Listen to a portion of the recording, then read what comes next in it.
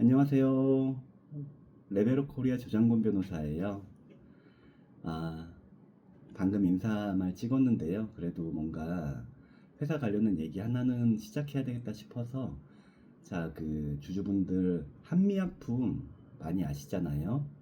주가도 계속 오르고 있죠. 좋은 회사잖아요. R&D 제일 많이 하는 회사고 안정적인 매출 영업이익 정말 좋은 회사다 보니까 그러니까 이제 거기 창업주분 항상 그게 문제잖아요. 정말 창업주 돌아가시고 나면 그 창업주가 이룬 부분들 이어나가는 게 정말 힘든 일이잖아요. 그래서 뭐 3대가 어쩌고 이런 얘기도 하는 거고. 자, 뭐 혹시 뭐 GPT 물어보면 금방 나오겠지만 제가 간단하게 말씀드리면 한미약품 경영권 분쟁은 예전에 이제 모녀하고 모녀 측, 그래서 저는 뭐 지금 경영권 분쟁 관련돼가지고 어느 한쪽을 비방하거나 비판할 생각이 전혀 없어요. 경영권 분쟁 당연하다 생각해요. 자기의 권리 그거 너무 쉽게 그냥 양보 좋게 좋게 하는 게 만사 필요한 거라고 생각은 안 해요. 자기의 몫은 최대한 쟁취해 나가야죠. 그게 맞다 생각하고요. 이제 모녀 측과 형제 측이 있는데 결국 그 모녀 측이 사모펀드 들이고 그 다음에 그 창업주분 그러니까 남편 그 후배 그분의 지분에 힘입어가지고 가반 취득했죠. 그렇게 일자 끝났는데 그 최근에 뉴스 한번 나왔어요. 자, 그 이제 모녀 측하고 그 백기사 저희 그 모녀를 도와준 그 고등학교 후배가 백기사죠. 그 건실하게 자동차 부품회사 일군분 같더라고요. 자, 근데 이제 그분이 선임한 그 경영진이 있잖아요. 대표이사 비롯해서 이사분들이 있을 건데 지금은 분쟁의 양상이 모녀와 그 대표 그리고 그 백기사의 구도로 지금 흘러가고 있더라고요. 그 발단은 어떤 임원이 뭐 성추행을 했다라는 제보가 들어왔어요. 그래서 그 제보의 과정에서 그 해결에 관해서 이제 대표는 지금 연임 여부가 이제 문제돼요. 과연 연임될 수 있을지 그게 관건일 것 같은데 그 아니 성비위를 해가지고 약간은 이제 그 사람을 징계를 하려 했는데 그 대주주가 최대주주거든요. 그 후배분은 막았다, 경영에 간섭했다라고 하면서 뭐 이제 그 회사 직원분들까지 뭐 이렇게 피켓 시위도 하고 그래서 그 대주주분도 뭔가 언론 해명도 하고 막 그러던 상황이더라고요. 자, 그러면 사실은 진실은 까봐야 아는 거지만 제가 변호사 하면서 언젠간 나중에 말씀드릴 기회들이 여러 개 있겠지만 실제로 대중에게 알려진 거하고 그 사건의 실체는 다른 경우가 많아요. 실제로 정말 나쁜 뭐 누구 막 대중이 막 욕하는 분이 있고 어떤 분은 뭐 그냥 이것도 다른 일을 세면 안 되니까 이 얘기는 아직은 예민한 얘기일 것 같아서 못하는 얘기예요. 여러 개 있는데요. 나중에 기회 되면 구독자 끌어야 되면 한번 할게요. 자, 근데 오늘은 한미약품. 자, 그런데 그 보면은 성비위, 성비위 제보. 자, 이거 저는 어렸을 때 제가 그냥 어떤 생각이 들었냐면요. 사실은 정말 피해자 많잖아요. 근데 특히 근데 성사건은 예를 들어서 정말로 진짜 피해자분이 그걸 제대로 노출하지 않고 결국은 고소하더라도 처벌하지 않는 이런 상황들 저 많이 봤어요. 지금 뭐 가해자 두둔하는 게 아니라요. 정말 근데 무고도 많아요. 성사건은. 자, 이 사건에서 진실은 알 수 없지만 결국은 성비위라고 익명 제보가 들어갔어요. 자, 물론 공개된 상황, 뭐 어떤 이런 상황들에서 증인도 있을 수 있죠. 그래서 이제 그 정말 가해자라고 지칭된 분이 잘못했을 수도 있어요. 근데 한편으로는 또 그 반대 상황도 얼마든지 있을 수 있거든요. 자, 우리가 주주와 경영진 이 사이 관계, 그러면은 저희 마치 상권 분립처럼 뭔가 주주총회는 국회와 같고 대표이사는 무슨 대통령 같고 뭐 이런 생각도 하면서 회사법도 그렇게 비슷하게 흘러온 부분도 있을 수 있지만, 사실은 어떤 그 회사의 주주는 그 지분의 재산적 가치를 보고 들어온 분들이잖아요. 자, 대주주가 된다. 그거는 회사의 나름 영향력을 갖기 위해서 대주주 지분을 가진 거예요. 그게 무슨 경영권 간섭이다 아니다? 자, 근데 대주주가 특히 깜냥 안 되는 분들이 정말 잘하는 이사분들 경영진 계신데 뭐 주말마다 토요일 아침에 사람들 불러다가 막 보고받고 이런 회사들 있잖아요. 자, 그런 회사들은 결국 망가지죠. 자, 망가지는데 그래도 대주주가 경영진에게 나름의 어떤 중요한 안에 대해서 자기 생각을 표명하고 이런 부분들은 그거는 잘못된 거 아니에요. 위법도 아니고. 그러면 결국 관건은 그 익명 제보가 정말 형사 사건화 될 정도였다. 제가 기사에서 그분 고소했다 고소고발의 부분은 제가 아직은 보진 못했어요. 근데 제가 이거를 한번 관심 가질 무렵에는 그런 내용은 없더라고요.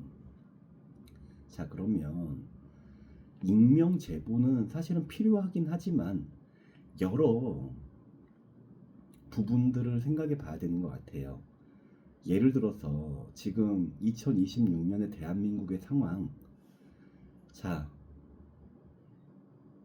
2026년의 대한민국의 상황이 뭐 예를 들어서 1996년 제가 20대였던 그 시점의 여자분들의 인권, 성피해자들의 인권이 문제됐던 시점만큼 그분들의 어떤 그 절차적 권리를 마냥 우위에 놓아야 되는 건지, 이거는 한번 저는 생각해 볼 필요 있다 생각해요.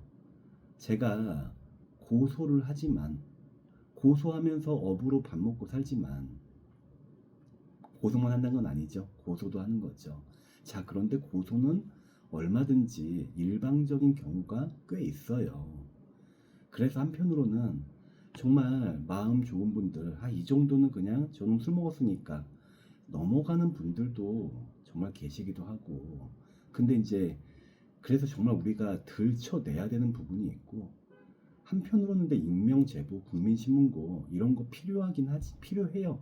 일정한 영역에 일정한 시점에선 필요하지만 그래도 대체로 어떤 절차 내에서 수긍될 수 있어야 되거든요. 제가 최근에 저희 친지, 좀 먼 친지 사건인데요. 제 여동생이 대리를 하고 있어요. 그 한쪽 친척을, 가까운 친척을. 자, 근데 상대방 정말 좀 이상한 분이죠. 자, 근데 그분이 결국은 뭐 이제 뭐 민영사 당하니까 뭐 각종, 그러니까 막 시간 끌고 막 하면서 무슨 뭐 국민신문고 각종 민원에 막 다 넣고 뭐 관할을 바꿔달라 이런 식의 생떼가 통하는 제도가 구축되어서는 안 된다 생각해요. 어, 얼토당토하는 그런 경우들. 자, 그래서 익명 제보 잘못됐다는 거 아니에요. 필요해요. 근데 익명 제보가 있으면 예를 들어서 익명 제보한 분의 어떤, 우리 이분 같은 경우는 K 휘슬이란 걸 이용했었대요. 자, 그러면 익명 제보한 분도 보호되어야 되고 한편으로는 그 상대방의 절차적 권리도 보장이 돼야 돼요. 제가 최근에 어떤 금융 대기업의 상무님이, 제가 가까운 상무님 계신데 그분 제가 한 10년 넘게 봐왔던 분이에요. 근데 결국은 익명 제보를 자기 소속 부서원에게 들었대요. 자, 근데 그 내용이 뭐냐면 뭐 이런 식이에요. 회사는 저기 강북에 있고 댁은 여의도에 있는데 왜 회식을 집 근처에서 또 했다. 뭐 그것도 한 내용이었다 그러더라고요. 자, 그러면 그게 자체가 뭐 잘 됐다, 못 됐다 얘기를 하려는 게 아니라 결국은 사람마다 생각과 감수성에 좀 차이가 있을 수 있잖아요. 그러면은 일정 부분은 어떻게 예를 들어서 그 상무님은 되게 쿨한 분이거든요. 약간은 좀 젠틀하고 쿨한 분인데 어떤 조직에서도 그런 거 많이 볼 수 있어요. 아, 진짜 괜찮은 분이더라도 그 조직원 모두가 그 사람을 좋아하진 않잖아요. 뭐가 뭐 예를 들어서 아, 그 상무님은 왜 김 과장만 예뻐해? 뭐 박 대리만 아껴? 나는 왜? 자, 이렇게 소외받는 사람은 조직에서 있기 나름이에요. 그래서 저는 어느 한쪽을 편들고 싶진 않아요. 왜냐? 결국은 그 구체적인 상황에서 정말 누가 잘못했느냐는 정말 엄격하게 가려야 될 성격이거든요. 저는 뭐 왕따 당하는 따돌림 당하는 피해자분들 변호 많이 해봤어요. 대리도 많이 하고 고소도 해보고요. 그렇죠. 일방적인 그런 얘기하는 거 아니에요. 근데 이제 그 상무님 같은 경우는 그러고 나니까 아, 이제 회사 생활이 너무 이제 힘들다는 거예요. 결국은 아무 잘못 없는 걸로 그냥 결과 됐는데 회사에서는 제보자 누군지 알려주지 않죠. 누군지 알려주지도 않고 그 제보자로 예상되는 사람에 대한 인사 조치도 하지 않아요. 그냥 그, 그 상무님이 아는 거는 그 회사에 내 부서에 누군가 나를 제보했다라는 부분만 아는 거예요. 자, 그러면 어떤 일이 벌어져요? 저희 상무님은 의심된다 싶으면 그냥 다른 부서 지금 막 보내는 거예요. 5명 보냈대요. 한 20여 명 내외였던 것 같고요. 부서는. 자, 이게 얼마나 저는 이제 저 양측을 다 대리할 경우가 많으니까요. 뭐 우리 6대 로펌 이런 분들은 회사 사건만 하는 거 바쁘지만 저 같은 영세한 변호사는 회사도 할 때 있지만 그런 직원들 개인분들을 더 많이 하죠. 자, 근데 익명 제보가 있었다라고 하고 그게 정말 그런 책임을 소재가 문제되는 정도라면 회사는 고발을 해야죠. 왜냐면 그거는 한 개인의 문제가 아니라 이미 회사 전체의 관점이에요. 그래서 근데 결국은 뭐 언론적인 이런 드러나는 모습은 그분 잘려가지고 뭐 다른 제약회사 가니 많이 뭐 이런 식의 자 근데 절차는 너무 더디잖아요. 그러다 보니까 사실 한번 뭐 언론 플레이 하고 제보하고 사람 그냥 망가지고 그리고 나서 그러니까 기억하지 않잖아요 다들. 이제 그러다 보니 사람들이 더 뻔뻔해지기도 하잖아요. 자, 공격받으면 거짓말이다. 나를 음해한다라고 당당하게 맞서서 싸우는 사람의 그 모습만 기억이 좀 되는 것 같아요. 그러다 보니까 좀 뻔한 사건에도 염치가 없는 경우가 오히려 있잖아요. 우리 정치하는 모습들에서도. 자, 그래서 진실은 알 수 없지만 그 성추문의 어떤 해결, 아, 대주주가 그 임원을 감쌌다라는 부분으로 대주주가 대표가 그런 대표님이 그런 문제 제기를 하면서 조금 직원들도 거기 뭐 선동이 되었든 아니면 참여를 했든 그런 부분으로 보여요. 그래서 그 뒤에 상황 결국은 뭐 그분의 연임 부분이 어떻게 되느냐 이런 게 관건일 것 같고요. 근데 그 대표님 되게 그러니까 한미맨이시더라고요. 정말 오랜 기간 회사를 위해서 많이 노력한 분이시기도 하고 그래서 한편으로는 이런 회사는 주주와 직원과 어떤 체대주주 경영진 이런 다양한 이해관계자들이 나름 견제와 균형을 맞춰 나가는 그런 실체인 것 같아요. 그래서 저 앞으로 저희 레벨업 코리아는 경영진 분들 어떤 그 다음에 직원 대표분들이나 주주 대표분들 모시고 그 회사에 대한 얘기 많이 들어볼 생각이에요. 다음에 이제 여기 제가 뭐 이렇게 일반적인 법 얘기를 많이 하진 않을 건데, 자, 그 익명제보, 성추문 관련된 익명제보 관련돼서 제가 이거 이제 한번 얘기해야 되겠다라고 생각했을 때 제가 초기에 변호했던 어떤 자문사 대표가 기억나요. 그 친구 말이 떠올랐어요. 그 친구 말이 이거였어요. 가해자도 억울할 수 있다. 그걸 막 저한테 얘기하고 했었는데, 그 사건이 뭐냐면 둘이 그 금융기관의 동기였어요. 동갑 입사 동기. 그러다가 둘이 회사를 차렸어요. 자, 근데 이제 저희 의뢰인이 대표예요. 아마도 지분을 좀 더 가지겠죠. 근데 뭐 정말 동업자잖아요. 자, 그렇게 시작된 관계예요. 근데 둘 다 가족이 배우자가 있었고, 근데 우리 그 동업남이, 저는 의뢰인하고 동업남으로 구별할게요. 동업남이 사실은 뭐 대단히 키는 좀 크셨지만 어쨌든 간에 여성분들에게 진짜 어필을 잘 한가 봐요. 그래서 이제 한마디로 바람을 많이 피는 거죠.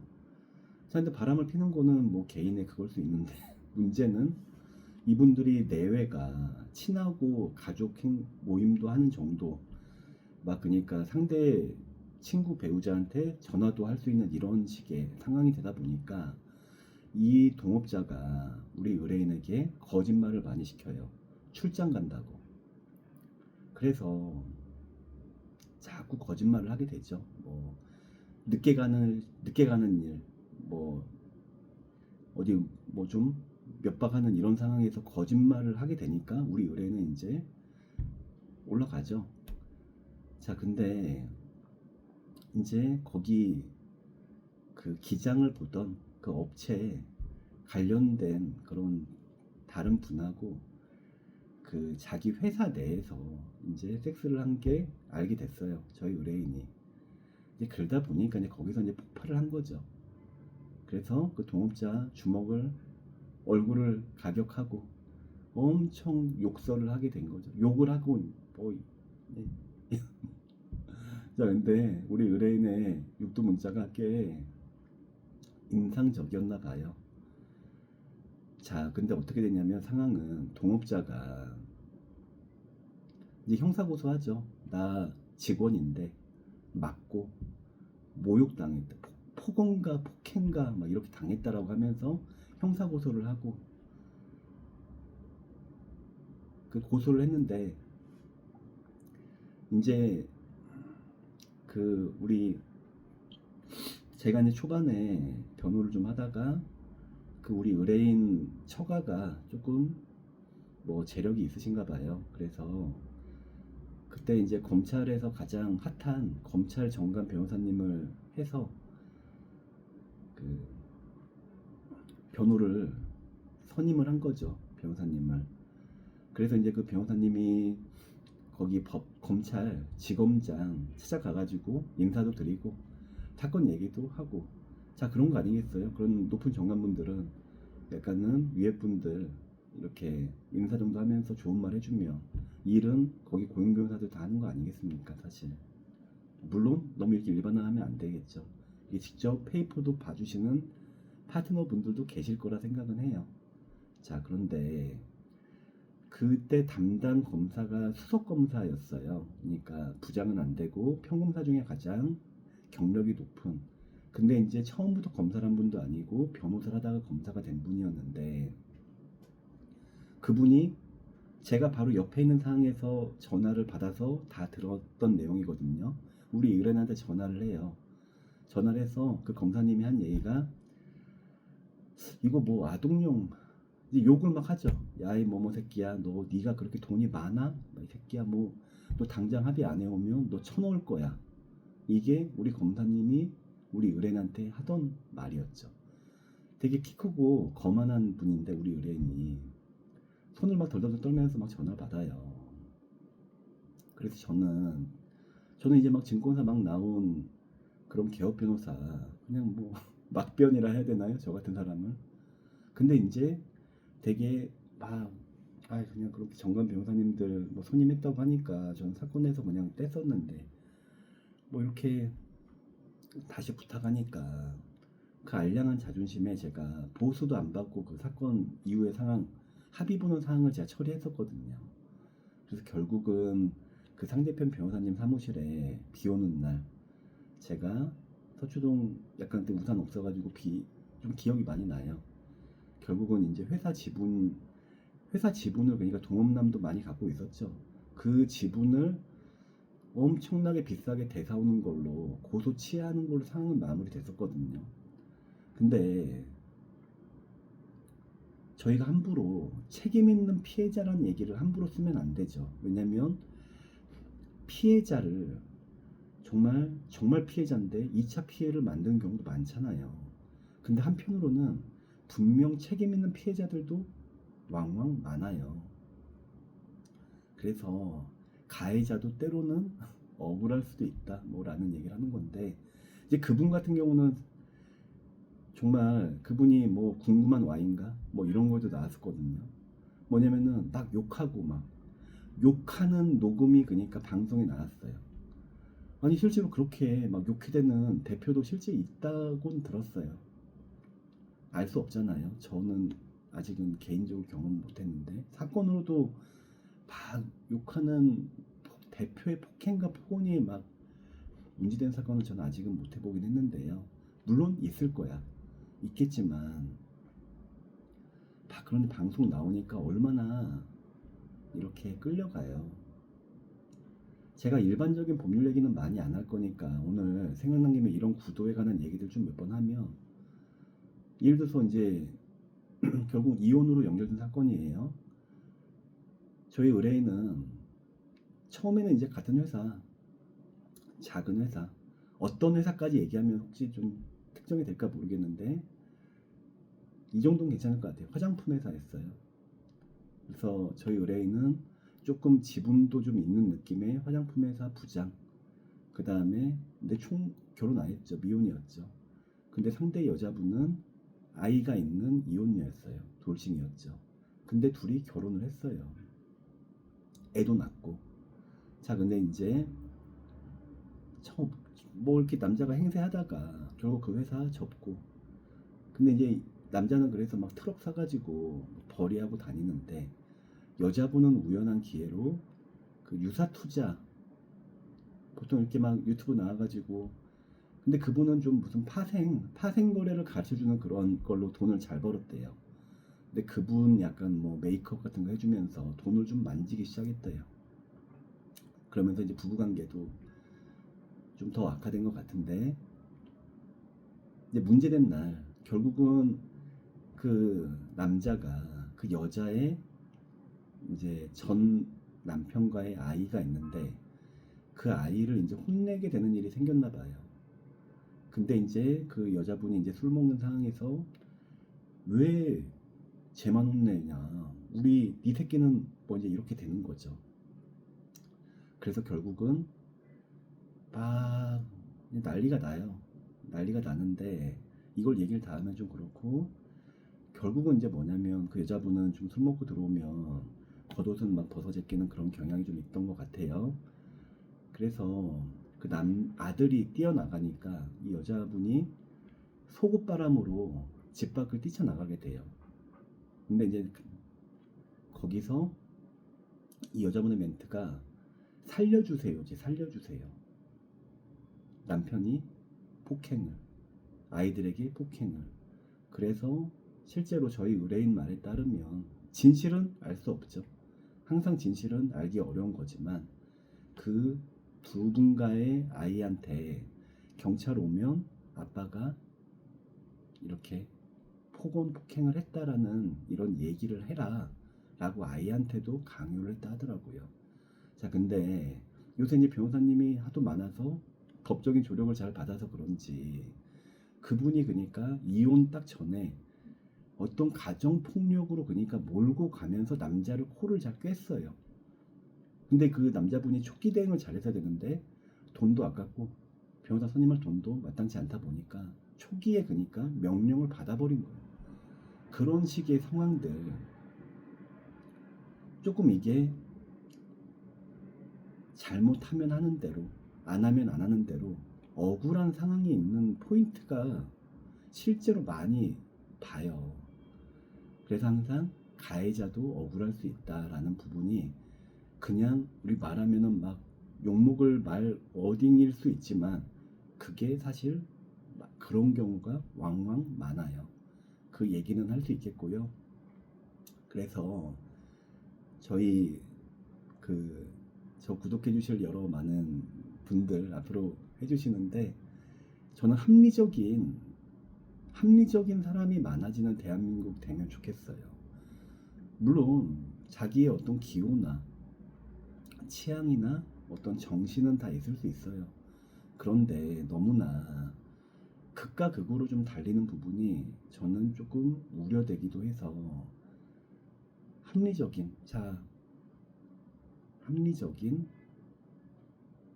그거하고 뭐 회색 분자 이런 건 다른 거잖아요. 정말 정상적인 사고를 하고 판단도 하고 그런 분들이 토론도 하고 그래서 공동체가 개선되는 그런 결과 되면 좋겠거든요. 그래서 다른 건 몰라도 제가 이 레벨업 코리아의 어떤 뭐 경우에 따라서 글일 수도 있어요. 기사일 수도 있고 영상일 수도 있지만 저희 그냥 조회수 받자고 황당한 말 하는 그런 콘텐츠는 만들지 않을 거예요. 항상 진솔하고 정직하게 재미는 없더라도 더디 가더라도 그런 영상 만들어 나갈게요. 예, 감사합니다.